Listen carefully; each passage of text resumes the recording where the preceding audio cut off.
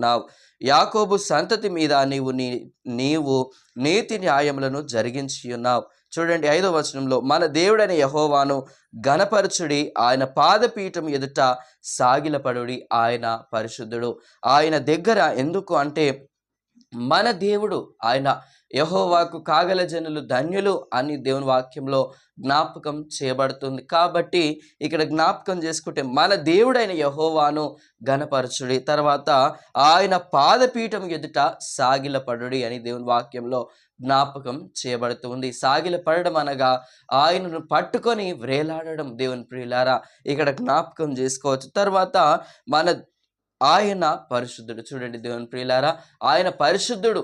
ఈ లోకంలో పరిశుద్ధులు ఎవరు కూడా లేరు. కానీ యేసుక్రీస్తు ప్రభు, తండ్రి అయిన దేవుడు పరిశుద్ధాత్మతో ఈ యొక్క లోకంలోనికి వచ్చినట్టుగా మనం చూస్తూ ఉన్నాం. తండ్రి అయిన దేవుడి